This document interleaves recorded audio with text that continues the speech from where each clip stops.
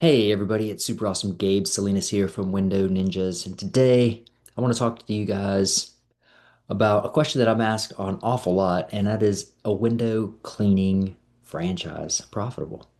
Okay, if that sounds like something that interests you, then jump right on in because man, we're going to learn some things today, right? Is a window cleaning franchise profitable? If you're ready to talk about margins and not ladders, then this is the place to be, right? Because most people get distracted by the wrong thing. Now, typically, people are thinking about guys on a ladder with a squeegee in hand, and they're thinking, man, how much money can that guy really make? Well, it's really the wrong question. So let me pose to you what the right question is. What are the margins? What's the revenue per truck? What is the cost to produce that type of revenue? Okay, are you feeling me? You understanding where we're at now? Okay, great.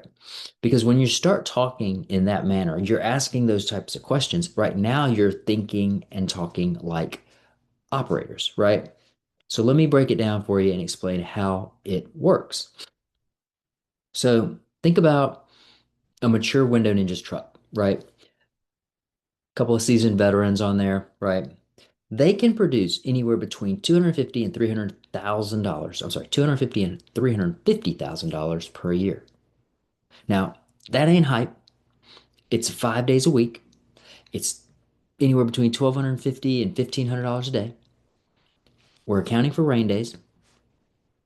We're going to go ahead and account for any sick days where maybe a crew leader's out or maybe a crew member's out, whatever the case may be, right?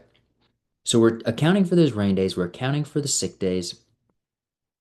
I've also accounted for some holidays in there as well, right? So now we can get to the point where we can actually talk about structure, right? So in this model, labor typically runs around 30 to 40%, depending on efficiency, right? Marketing should be about 3%, maybe a little bit more early on.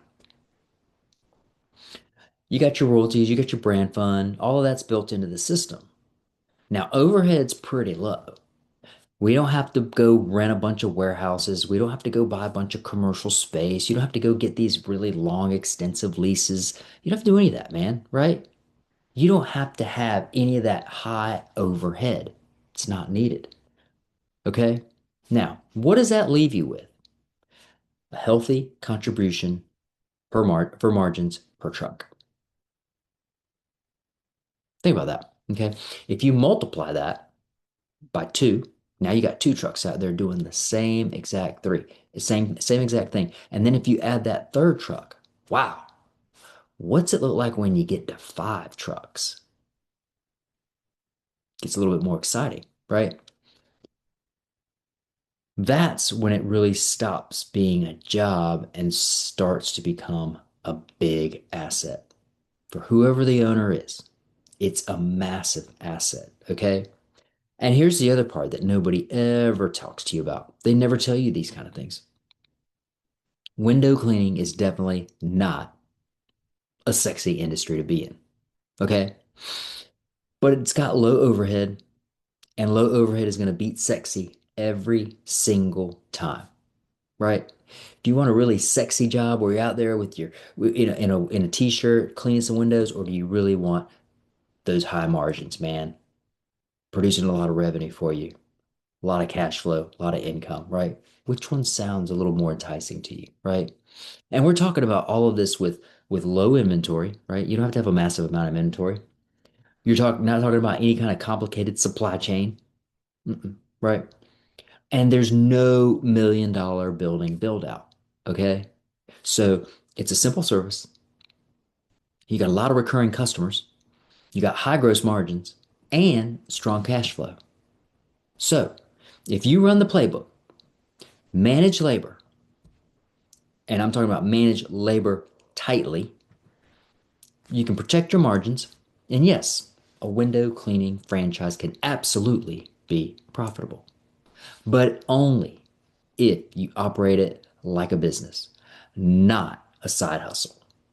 Feel me? Okay. The dreamers, all those dreamers out there, man, they're looking at the ladders. They're looking at the water fed poles. They were looking at all that sexy equipment, man, right? But operators, man, those are the guys that are looking at the P&L. Keep shining.